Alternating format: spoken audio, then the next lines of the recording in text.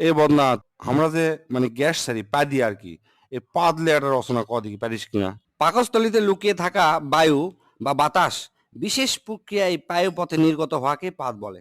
পাদ হচ্ছে মানব জাতির অতীব জরুরি একটা পন্থা। পৃথিবীর ইতিহাসে আজ পর্যন্ত কোনো বাপের বেটা বা বেটি নাই যে তাই পা দেনি। পাদ সবাই মারে। যুক্তরাষ্ট্রের প্রেসিডেন্ট থেকে শুরু করে রানী এলিজাবেথ, বিখ্যাত নায়িকা শাহরুখ খান, সালমান খান, টম ক্রুজ থেকে শুরু করে সোগলি, অ্যাঞ্জেলিনা জোলি, কি কমো সোগলি পাদ দেয়। বিশেষজ্ঞদের মতে পাদ চার প্রকার। এক নম্বর হচ্ছে ঠাসপাদ, আর হচ্ছে ফুসপাদ, আর হচ্ছে কুইয়াপাদ, আর ঝোলপাদ। এক নম্বর ঠাসপাদ হচ্ছে মানুষের আবেগ নিয়ে খেলা করে, ওটা হচ্ছে ঠাসপাদ।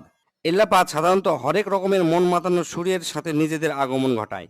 শব্দ দূষণের অভিযোগ পাওয়া গেলেও এই পাদ বেশিরভাগই বিনোদন দেয়।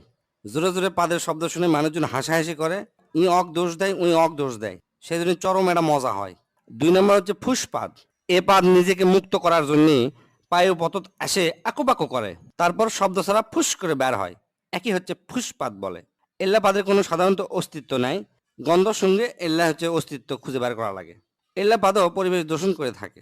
তিন নম্বর হচ্ছে কুইয়া পাদ। এই পাদের অপর নাম হচ্ছে চোরাপাদ। মেলাক্ষণ সময় পায়খানা আটকে থাকার পর যে পাদ বের হয় ও কি কয় হচ্ছে যে কুইয়া পাদ। হিরোশিমার থেকেও বেশি ভয়ঙ্কর এই পাদ।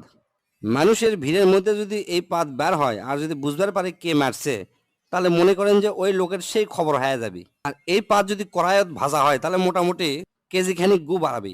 এক কথায় পায়খানার পরিবর্তে এই পাদ মারা হয়। মারলে মিচ্ছানা বেশিক্ষণ টিকে থাকা যায়। চার নাম্বার এবং শেষ হচ্ছে ঝোল পাদ। সাধারণত মানুষের ডায়রিয়া বা পাতলা পায়খানা হলে এই পাদ হয়।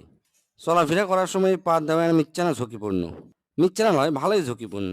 রিক্স নিয়ে পুক করে পাদ মারবেন, মনে হবে যে পাদি মারমো, কিন্তু তা নয়, পাদের সাথে ঝোল বের হয়া প্যান্ট ট্যান্ট সব হলুদ হয়ে যাবে। এই পাদের শব্দ সাধারণত ফ্যার ফ্যার ভ্যার ভ্যার।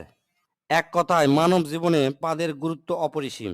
পাদ যদি মানুষ না দিবার পারল নি, তাহলে মানুষের পেটের মধ্যে মিথেন গ্যাস জমা হয়ে গেল নি, এক সময় মানুষ মহাশূন্যে উড়ে চলে গেল হয়নি।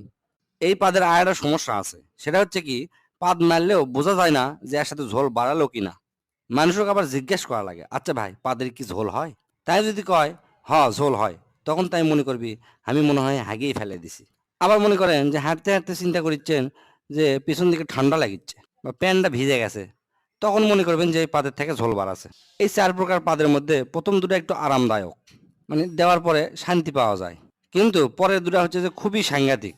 তাই যাই যেটি থাকেন বুঝে শুনে পাতবেন। প্যাদলে পেট ক্লিয়ার হয়, পেটের গ্যাস বের হয়ে যায়, খুবই আরামদায়ক একটা জিনিস। আর চার নাম্বার হচ্ছে ঝোল পাত দেওয়ার আগেই ডাক্তারের সাথে যোগাযোগ করবেন যেন ঝোল পাতটা না বের হয়। স্যার কেঙ্কা হচ্ছে? তুই তো আমাকে চোদ্দা মানে ফেলে দিল রে। তুই আমাকে এত সুন্দর করে বুঝে দিব আমি ধারণাও করবার পারিনি।